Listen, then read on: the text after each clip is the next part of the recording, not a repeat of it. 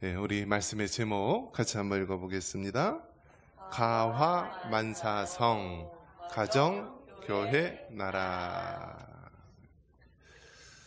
지금은 점점 사라지고 있지만 예전에는 집집마다 이 가화만사성이라는 이 한자 성어가 붙어 있습니다. 그 의미는 가정이 화목해야 만사, 모든 것이 평화롭다라는 의미입니다. 가정이 잘 평화롭지 않고 든든히 서 있지 않다면 모든 것이 흔들리게 되는 것입니다.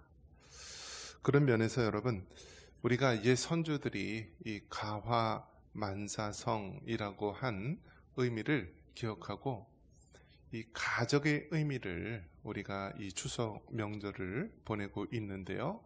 이 추석 명절을 앞두고 우리가 가정의 의미를 다시 한번 성경적으로 우리가 생각해 보시고 더 나아가서 교회와 또 나라까지도 우리가 이어서 생각하며 하나님 나라의 이 평안, 이 샬롬, 이 화평이 우리 삶 가운데 이루어지기를 주님의 이름으로 축원합니다.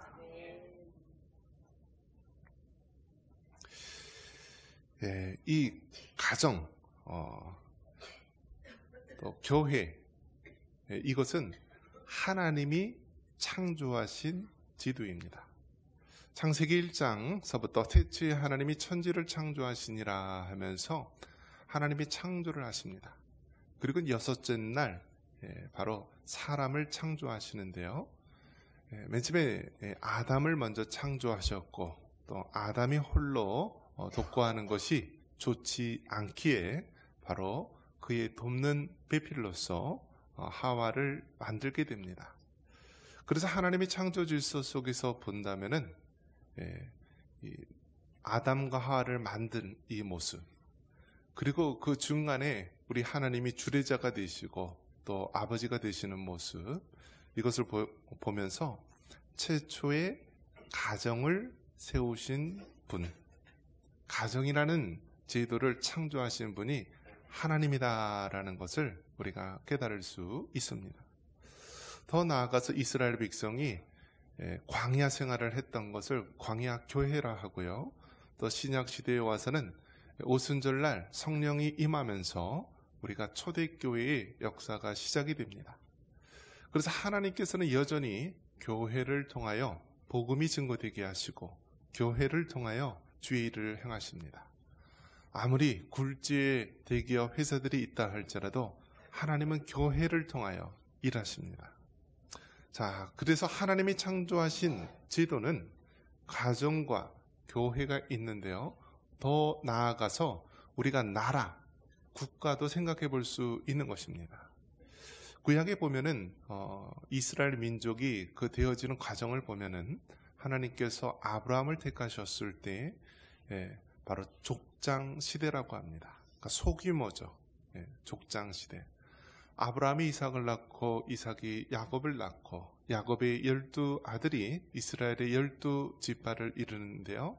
이렇게 족장 시대, 이것보다 더 확대된 개념이 이제 사사시대, 재판관의 임무와 또 지도자의 임무를 수행했던 사사. 그래서 더 나아가서 어디까지 왔느냐? 바로 나라, 왕정을 이루는 나라를 세우게 됩니다. 그래서 이스라엘의 초대 왕은 우리가 잘 아는 사울왕입니다. 그리고 2대 왕이 다윗 왕이 됩니다. 그래서 나라를 세우는 것, 이것도 하나님께서 또 우리에게 허락하신 은혜인 줄 믿습니다. 그래서 이스라엘 백성에게는 바로 이스라엘 나라, 유대 민족, 이 나라를 세워주셨듯이 오늘 우리가 속한 나라는 어디 나라죠? 바로 대한민국이라는 나라입니다. 그래서 여러분, 가정도, 교회도, 또 국가, 나라라고 하는 것도 바로 하나님께서 우리에게 은혜로 주신 것임을 믿으시기 바랍니다. 사도행전 1장 8절은 우리가 복음을 증거하고 하나님의 성령이 우리에게 임하여서 이제 이 복음이 펼쳐나가는 상황을 우리에게 시각적으로 보여주고 있습니다. 우리 8절 말씀 같이 한번 읽어볼까요? 오직 성령이 너에게 임하시면 너희가 권능을 받고 예루살렘과 온 유대와 사마리아와 땅끝까지 이르러 내 증인이 되리라 하시니라. 아멘. 성령이 누구입니까? 바로 삼위일체 하나님의 한 위가 되십니다. 우리가 믿는 하나님은 성부, 성자, 성령, 삼위일체 하나님이십니다.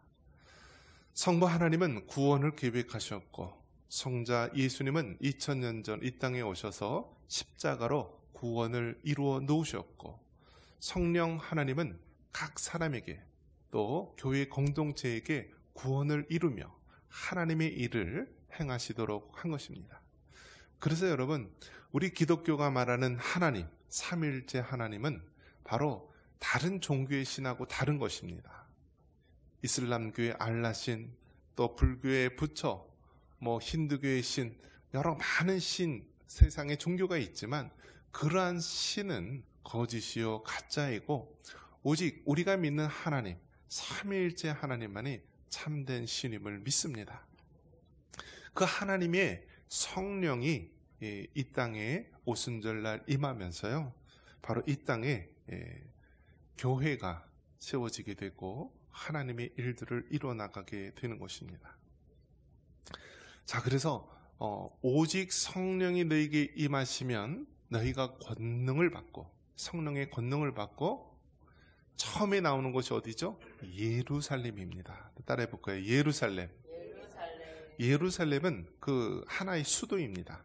그 유대 나라의 수도를 얘기하는 것이죠. 그래서 예루살렘과 또 더 나아가서 온 유대와, 유대는 그 유대, 그 유다 나라를 이야기하는 것입니다. 그리고 사마리아와, 그 당시에 이제 남쪽은 예루살렘을 중심으로 한 남유다가 있고요, 북쪽은 사마리아를 중심으로 한 북이스라엘이 있습니다. 마치 남한의 서울이 있고 북한의 평양이 있듯이요, 바로 이 온 유대, 그리고 더 나아가서 북쪽에 있는 사마리아가 있다라는 것입니다. 그리고 땅끝까지 이르러 내 증인이 되리라. 이것을 우리가 다시 한번 성경적으로 해석을 한다면 예루살렘은 우리에게 가장 가까운 곳, 우리의 가정을 생각해 볼 수가 있고요. 그리고 온 유대 나라라고 했을 때 이것은 우리가 교회를 생각해 볼 수가 있습니다. 그리고 사마리아와 땅끝은 바로 하나님의 나라, 국가라는 것을 생각해 보면서 우리가 성령님을 통하여서 우리의 가정이 변화되고 우리의 교회가 변화되고 이 나라가 변화될 줄 믿습니다. 자, 먼저 오직 성령이 너희에게 임하시면 우리가 권능을 받아서 먼저 예루살렘에 성령의 증거가 나타나야 하는 것입니다. 가정은 여러분 참 힘듭니다. 먼저 부부관계를 놓고 생각하면은 부부관계, 부모와 자녀 사이는 몇 촌이죠? 촌수를 따진다면 1촌이에요. 1촌. 그리고 형제들께는 2촌. 그리고 이제 부모의 형제는 3촌. 그래서 1촌, 2촌, 3촌, 4촌 이렇게 점점 이 촌수가 확장되어 가죠. 자, 그러면 부모와 자녀는 1촌인데 부부 사이는 몇 촌이죠? 무촌. 무슨 의미일까요? 이것은 굉장히 심오한 의미를 갖고 있습니다. 부부 사이는 이 촌수가 무촌이에요. 영촌이에요. 영촌. 이 말은 너무나 가깝고 한 몸이기 때문에 무촌이 될 수 있고요. 또 다른 의미로는요, 헤어지면 어떻게 돼요? 남남이기 때문에 무촌이에요. 그래서 부부관계는 정말 어려운 관계예요. 어려운 관계. 여러분, 보통 연애할 때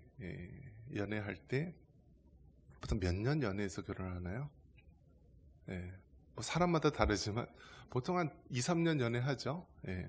그럼 2, 3년 연애하면은 이제 대부분 이 사계절을 지나보면 그 사람의 좋고 나쁨, 성격 이런 게 다 드러나게 되죠.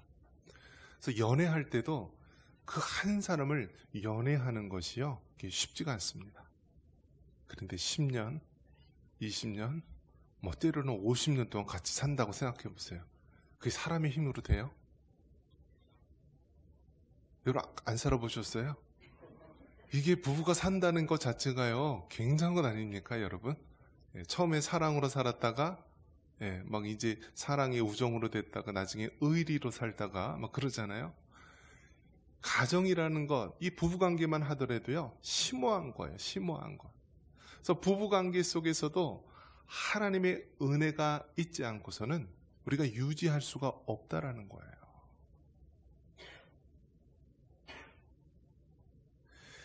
하나님께서는 이 가정이라는 것을 통하여서, 가정이라는 걸 통하여서 우리가 하나님의 사랑을 깨닫도록 하신 것입니다. 부부간의 사랑을 하고 뭐 서로 좋아 죽겠어서 사랑을, 결혼해서 사랑한다 할지라도 그것이 10년, 20년, 30년 평생을 사랑한다는 것이요, 하나님의 은혜가 아니고서는 쉽지 않다라는 것입니다. 그런데 여러분, 우리가 돌아가는 이 세상을 바라볼 때 어떻게 변하고 있습니까?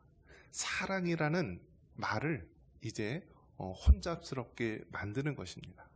그래서 불륜이나 외도, 잘못된 것도 사랑이라는 것으로 포장해서요, 가정을 깨뜨리고 있습니다.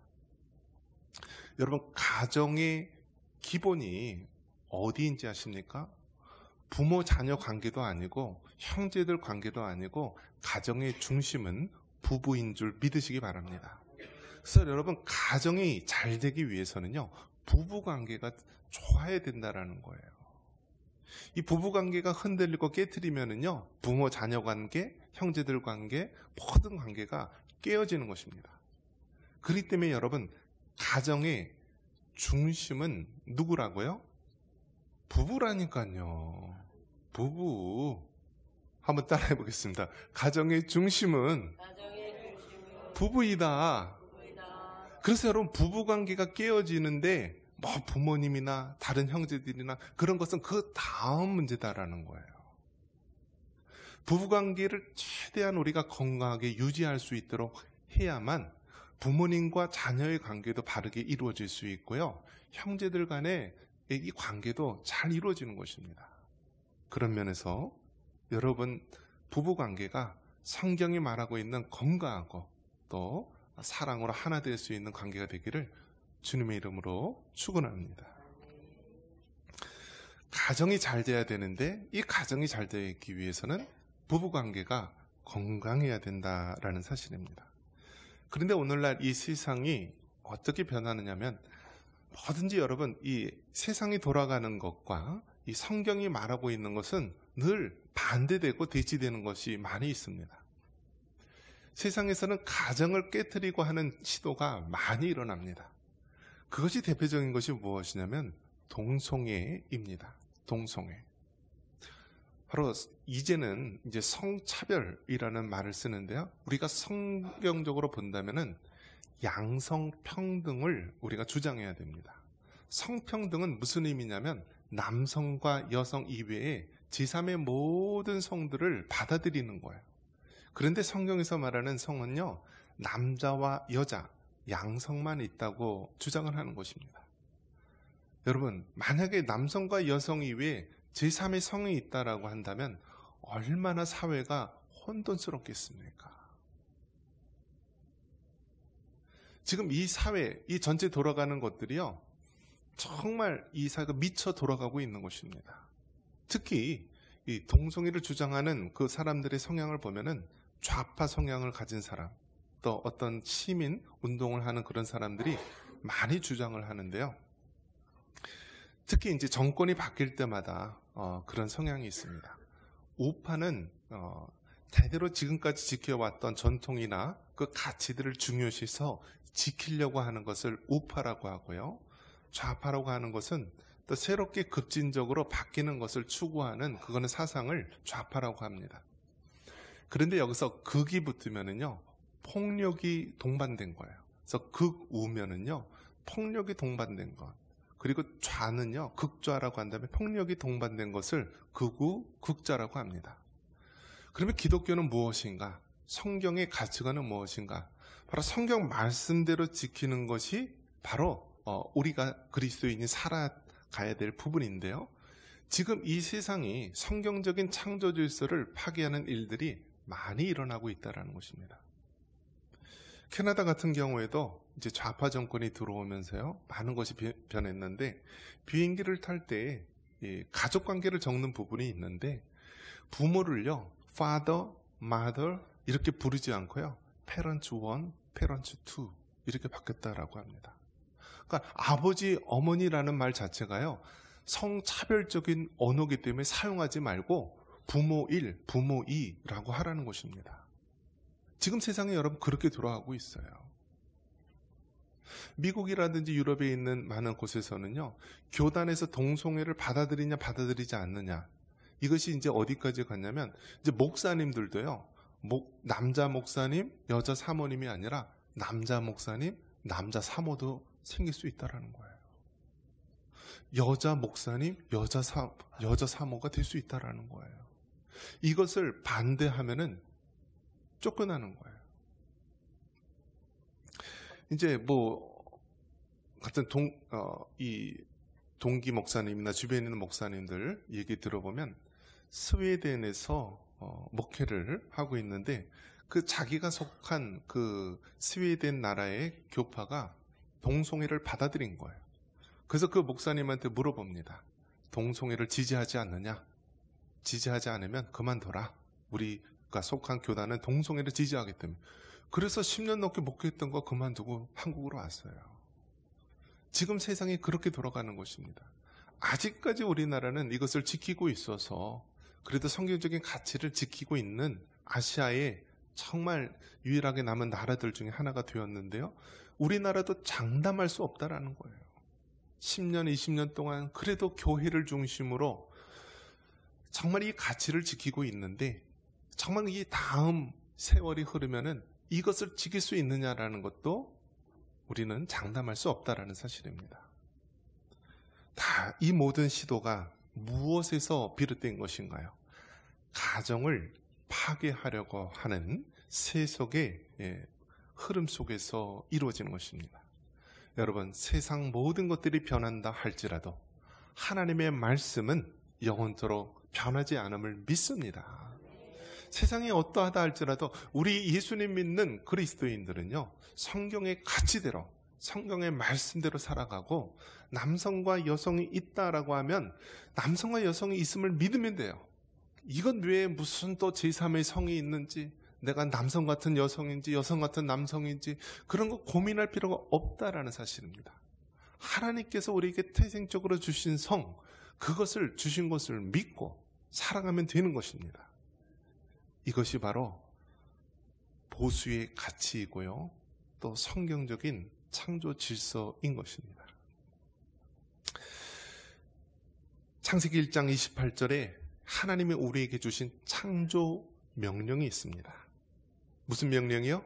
창조 명령. 우리 같이 한번 읽어볼까요?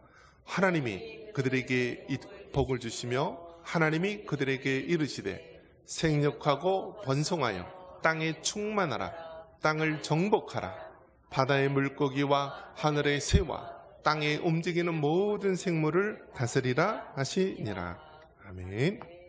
자, 이 창조 명령은 무엇이냐면 하나님께서 가정을 통하여 창조하도록 하셨다라는 거예요.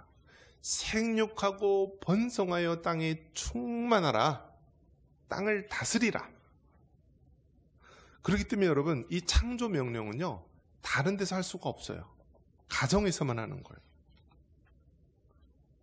우리가 얼마나 중요하냐면, 주보 밑에다 적어놨겠습니까? 보셨어요, 여러분? 눈이 흐려서 잘 안 보이세요? 적어놨어요. 이 주보 맨 밑에 보면은 창조 명령, 창세기 1장 28절, 생육하고 번성하여 땅에 충만하라. 그 다음에 2번 성교 명령, 마태복음 28장 19절, 모든 민족을 제자로 삼으라. 그러니까 창조 명령, 가정을 통한 창조 명령과 교회를 통한 이 선교 명령, 얼마나 중요하냐면 주보에다 이렇게 써놨겠어요. 주보. 이거는 계속 똑같이 나오는 거예요. 왜요? 그만큼 중요하다라는 거예요.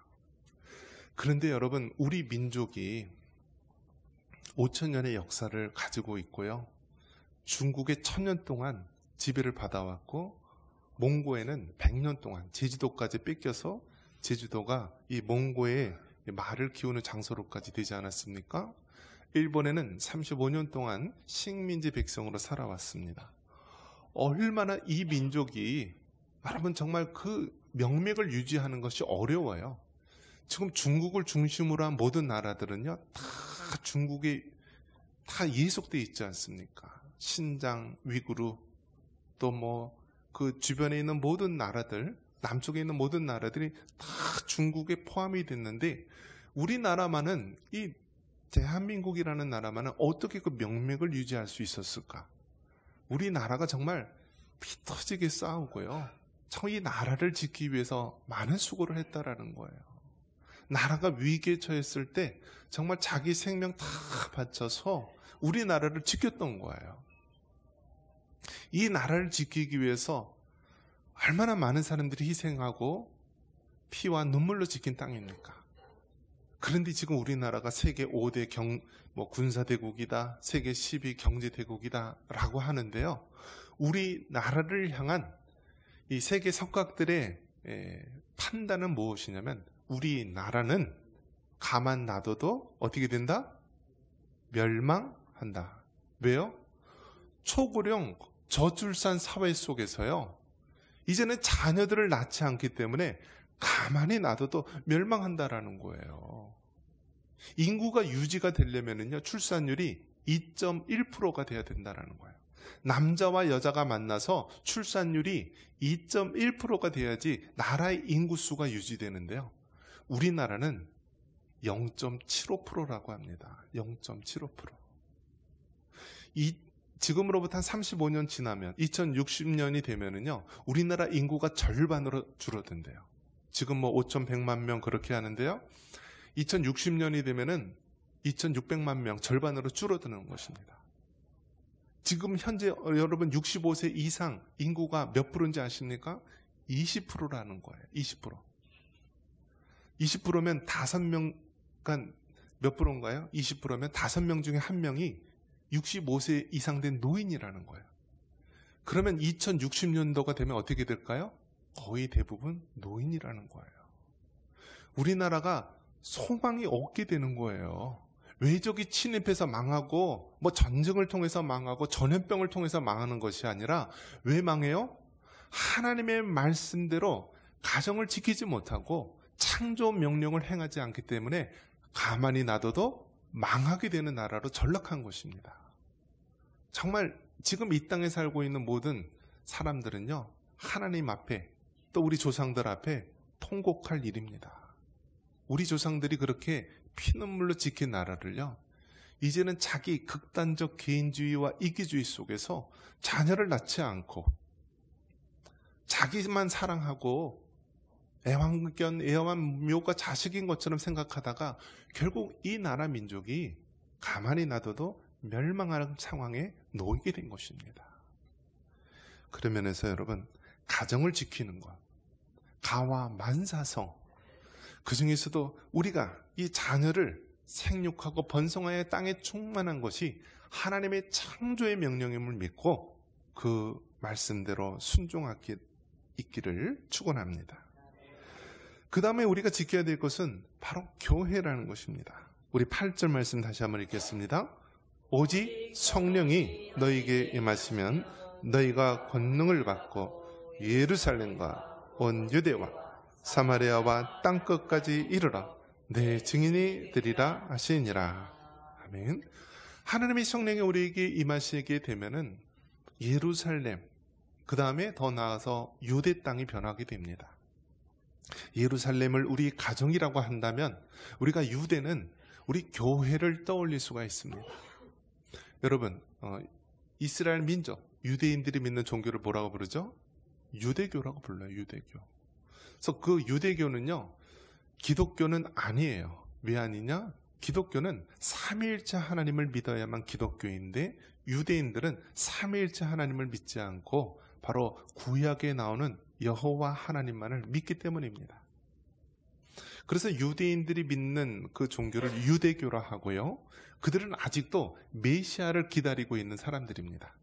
그런데 여러분, 메시아는 오셨습니까? 안 오셨습니까? 오셨죠. 2000년 전에 바로 이 땅에 오셨습니다. 그래서 우리가 그 예수님을 뭐라고 부르죠? 예수, 그리스도라고 부르지 않습니까? 그리스도라는 말 자체가 메시아라는 뜻이에요. 기름 부음을 받은 자, 바로 하나님의 아들이라는 뜻입니다.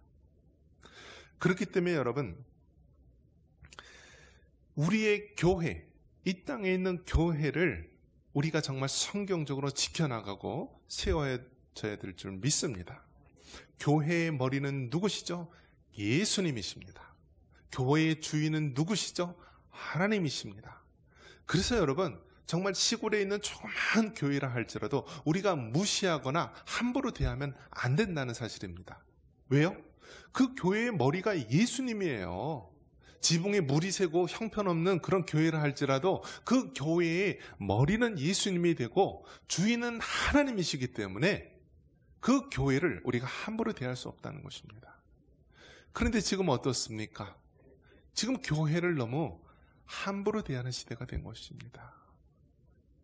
교회를 향하여서 이제는 함부로 수색이 들어오고요, 교회 목회자가 이제는 체포되고 구속이 되는 사태까지 왔습니다. 그 이유가 무엇입니까? 성경 말씀대로 말씀을 전하는데요, 이것이 세상의 것과 대치되어서 이제는 제재를 가하는 것입니다. 과거 그 시퍼런 군사정권 시대에도요, 그 경찰들이나 정경들이요, 그 명동성당이나 교회 이런 데 함부로 못 들어왔어요. 왜요? 그들에게는 기본적인 양심이 있었어요. 하지만 지금은 어떻습니까? 코로나 기간에도 우리가 2년여 동안 교회가 폐쇄되는 경험을 하지 않았습니까? 그러면서 교회가 그 코로나 기간 동안에 1만여 개가 사라졌다라고 합니다. 이제는 어떻습니까? 이제는 교회에서 말씀을 전하는데도요, 이제 우리나라가 차별금지법이나 이런 것들이 통과되면은요, 동성애가 죄다라는 것을 전하지 못하는 시대가 오게 됩니다. 지금 우리는 그 마지막 보루에 서 있는 거예요. 이것이 무너지게 되면은 이제는 더 이상 성경 말씀대로 전하지 못하는 시대가 된 거예요. 하나님 말씀을 전하면서 매 주마다 뭐 수십만 원, 수백만 원, 수천만 원의 벌금을 내면서 유지하든지 아니면 교회 문을 폐쇄하든지 결정해야 되는 때가 올 수도 있다라는 거예요. 그런 면에서 여러분, 교회를 지키고 교회를 사모할 수 있는 마음을 가지시기 바랍니다. 여러분, 교회 목회자가 수갑을 차고 교도소에 가는 것, 이 땅에 있는 교회가 핍박을 받는 건데 내일이 아니라고 해서 우리가 방관해서는 안 된다라는 거예요. 우리가 정말 하나님의 백성이고 성도라고 한다면 이 땅의 교회가 고통받는 것에 대해서 우리 예수님이 고난을 받는구나, 우리 하나님이 모멸감을 받는구나 라면서 애통할 수 있는 마음을 가지시기 바랍니다. 우리가 침묵하는 순간, 우리가 방관하는 순간 그 일이 우리에게도 다가오게 되는 것입니다.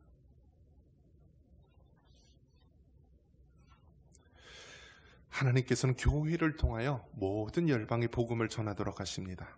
마태복음 28장 19절 같이 한번 읽어보겠습니다.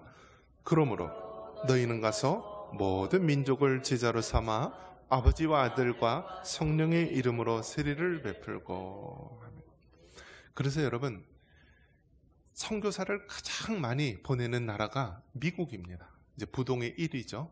그 다음에 과거에는 영국이 선교사를 많이 파송했는데 우리나라가 이제 몇십 년 전서부터 선교사를 많이 파송하는 나라로 되었죠. 얼마나 영광스러운 일입니까? 140년 전까지만 해도 우리나라는 예수님의 복음을 듣지 못한 그러한 미개하고 황량한 땅이었지만 이제 우리나라가 역으로 다른 나라의 복음을 전할 수 있다는 나라가 된 것이 얼마나 은혜입니까? 그런 면에서 여러분, 하나님께서는 지금도 교회를 통해서 일을 하시고요. 바로 이 땅에 있는 하나님의 백성들을 통하여 일하심을 믿으시기 바랍니다. 세계 굴지의 회사, 구글이나 여러 가지 많은 회사들 있어도요. 하나님은 교회를 통하여서 하나님의 백성인 성도들을 통하여서 복음을 전하고 하나님 나라의 일을 이루심을 믿으시기 바랍니다. 자, 그래서 우리의 가정이 평안에 든든히 서가고요. 우리 교회가 정말 믿음 위에서 하나님의 복음을 전하는 교회로 나아가면서 더 나아가서 생각해 볼 수 있는 것이 무엇이냐면 이 나라, 이 국가가 하나님 앞에 사용받을 수 있는 민족이 되어야 하는 것입니다. 8절 말씀 같이 한번 읽어보겠습니다. 오직 성령이 너희에게 임하시면 너희가 권능을 받고 예루살렘과 온 유대와 사마리아와 땅끝까지 이르러 내 증인이 되리라 하시니라. 아멘. 여러분, 성령이 임하게 되면은 예루살렘과 온 유대와 사마리아와 땅끝까지 이르러 바로 예수님의 증인으로서 살아가게 되는 것입니다. 우리의 가정이 변화되고요. 우리의 교회가 변화되고 바로 이 나라 민족이 변화되는 것입니다. 여러분, 바닷가에 소금기가 몇 프로 있다고요? 3% 정도밖에 없대요. 3%. 그러면 그 3%의 그 소금기가 이 바닷물이 썩는 것을 방지한다라고 합니다. 1980년도서부터 2010년대까지 우리나라도요, 음식물 쓰레기 있잖아요. 이거를 이제 다 바닷물로 보냈다라고 합니다. 지금은 보내지 않았는데요. 그러면 바닷물이요, 그걸 정화하는 거예요. 또 이 강이나 하천에서 있는 모든 물들, 막 이런 것들이 어떻게 해요? 바다로 보내는 거예요. 그런데 바다가 어떻게 썩지 않아요? 3%의 소금기가 썩는 걸 방지해요. 지금 우리나라 어떻습니까? 5천만 중에서 정말 1200만 명, 1000만 명 그렇게 그리스도인이라고 외치는데요. 어떻습니까? 여러분, 20%나 되는 사람이 그리스도인이라고 함에도 불구하고요. 어때요? 얼마나 부패가 나고 썩습니까? 국회의원들 중에서 한때는 50%가 교회 다니는 사람이래요. 그리스도인이래요. 기독교인이래요. 지금 최고 지도자인 대통령도 그렇고 국회의원도 그렇고요. 안수 집사래요. 그런데 어떻습니까? 정말 그 많은 국회의원들, 사회 지도층들 보면은요, 위로 가면 위로 갈수록 기독교인들이 많아요. 그런데 그 3%의 소금기만 있어도 사회가 부패하지 않는다라고 하는데 지금 이 사회가 여러분 어떻습니까? 얼마나 부패해서 악취가 납니까? 요즘 군인들은 핸드폰을 가지고 있죠. 그래서 2020년 5년 전서부터 이 사병들에게 핸드폰을 주었다라고 합니다. 그래서 지금 5년 동안 되었는데요. 어떤 결과가 나왔냐면요. 군인들이요, 도박을 해서 1,000억 원을 다 빚을 졌다라고 합니다. 여러분, 상상이 되십니까? 이제 일반 사병을 비롯해서 초급 군인들서부터 다 포함이 되겠죠. 부사관이나 장교들이나. 군인들에게 핸드폰을 풀어주니까요, 그것을 가지고 도박을 하는 거예요. 그래서 어떤 해병대 상병은요, 2억 얼마를 빚지고요, 어떤 사람은 1억을 빚지고 5년 동안 1,000억 원 빚졌대요. 나라는 누가 지키죠, 여러분? 나라는 누가 지켜요, 여러분? 지금 군인들은 훈련도 안 해요. 괜히 북한에 안 좋은 감정 준다고 그래서. 지금 스마트폰으로 1,000억 원 5년 동안 군인들이 빚지고 있대요. 나라는 누가 지키죠? 정말 우리나라가요, 하나님이 보호하시지 않으면 유지할 수가 없어요. 지금 어떻습니까? 지금 이 사회가 극도로 우리나라가 위기 가운데 있는 거예요. 내 문제가 아니라고요? 내 교회 일이 아니라고요? 지금 나랑 직접적인 상관이 없다고요? 여러분, 아닙니다. 대한민국이라는 배가 침몰하면은요, 그 배 안에 있는 많은 사람들이 다 희생되는 것이지 나는 괜찮다라는 생각은 아니한 것입니다. 여러분에게 해당될 수가 있고요, 여러분의 자녀가 해당될 수 있는 거예요.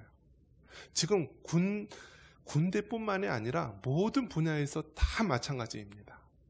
옛말에 뭐라고 했죠? 윗물이 맑아야 윗물이 맑아야 아랫물이 맑다. 지금 이런 사회예요.